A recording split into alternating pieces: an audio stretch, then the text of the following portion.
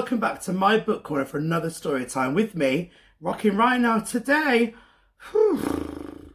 It is a very, very hot day. It's so hot that I spent all of my day wearing my hat, and it's nearly time for a nice cold shower. But before I do that, I thought I would read you a nice story today. Now, yesterday we looked at a story about a koala that could. And today we're looking at a story about squirrels who squabble. Now, I'm sure if you have a brother or a sister or a friend at nursery or school or a cousin, I'm sure that sometimes you squabble just like the two squirrels in this story. So I think if we are ready, let's turn on those listening ears, click, get yourself nice and comfy for today's story, which is called The Squirrels Who Squabbled, and it's written by Rachel Bright. Are you ready? Here we go. In a towering forest where summer had been, the cool air bit fresh and the mosses grew green. And as autumn edged in and the sky raged red, the sleepiest creatures got ready for bed. Now, we spoke about this quite a few stories ago. What is the word that we use when animals gather up all their food and their nuts and they go to sleep all the way through the autumn and winter? Can you remember? That's right. Hibernation. Good remembering. While up in a tree swung a flighty young squirrel who everyone knew as Spontaneous Cyril. Now, most foresty folk had seen to their needs, though the plentiful months of mushrooms and seeds. They'd built up their stores so they'd all be well fed through the frosting of winter that glittered ahead. But Cyril, he lived in the now and the here. He'd adventured and parted his way through the year. So his cupboard was empty. His hollow, was bare. He hadn't a mouthful of food anywhere. How on earth is he going to stay fed for the whole of the autumn and the winter? But wait, what was that over there? Take a look. A single lone pine cone wedged in a nook.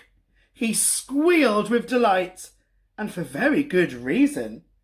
For inside were the very last nuts of the season. Can you see the pine cone? We've all seen pine cones at the park, haven't we? And sometimes we even paint them.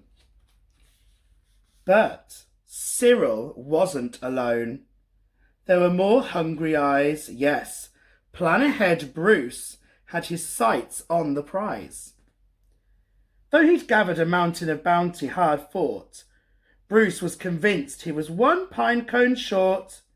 "Oh, I simply must have it," he wistfully cried as he dreamt of the fresh, juicy pine nuts inside. Look at all the food that he'd managed to save all year, unlike his friend Cyril, who'd saved none. So, as Cyril set off on his way to the ground, Bruce, he was also last pine cone bound. They sprinted and scurried with no time to gamble. They scratched at the bark in their scampering scramble. But their panic and haste shook the tips of the spruce, and the pine cone it trembled, and then, it came loose. It's going to be a race to the bottom, isn't it?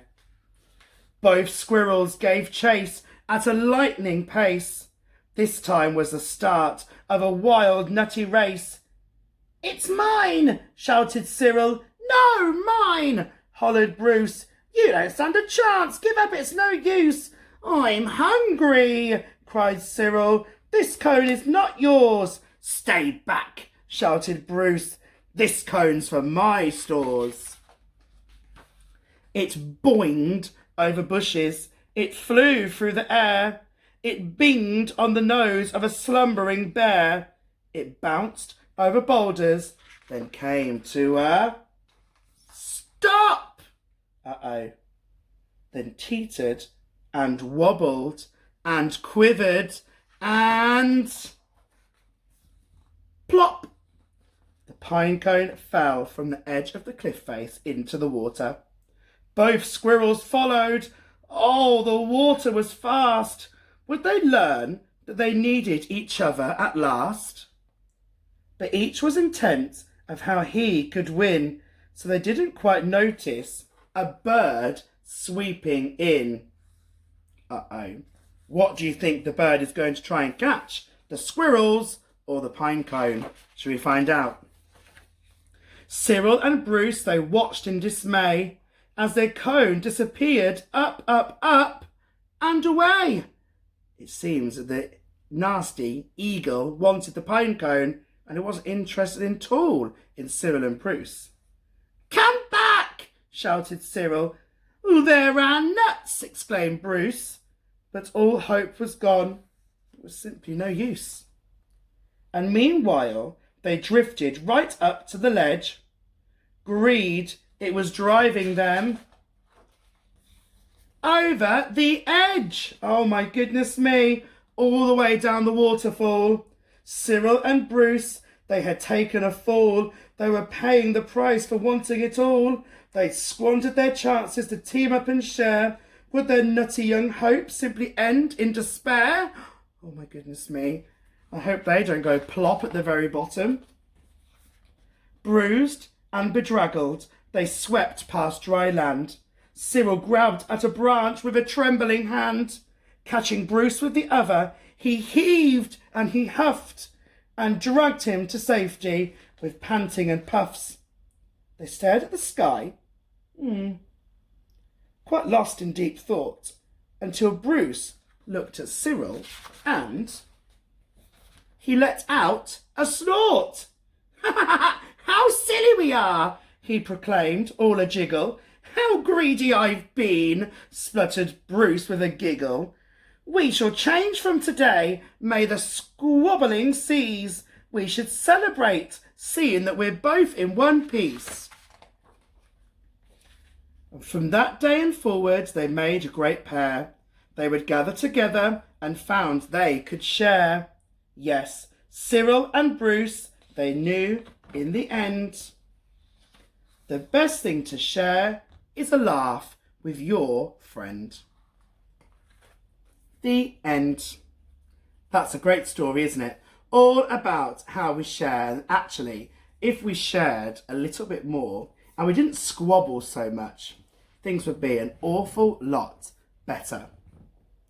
And with that, I have got a little bit of news because, as I was saying when I first started all of these stories, I would continue to read all of these books all the way through until some of you started to go back to school and to nursery. And on the 1st of June, some of you on here I know are going to be coming back to nursery and going back to school, which means it also means it will be time for the end of my story times. So we have got 10 days, that's right, 10 days left of stories. And I'm going to make sure that they are the best stories ever. And I know some of you have requested, so I will make sure I get all of them done. But don't worry, that won't be the end of my story times forever, because I'll be back for some special story times at Halloween and Christmas and any other times that you feel you need a story. Let me know and I will pop up and give you a brand new one.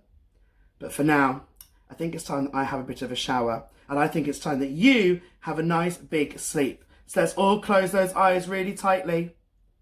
Have nice, sweet dreams, and I will see you back here tomorrow for Friday's story in my book corner with me, Rockin' Ryan. But for now, bye-bye, and I will see you next time.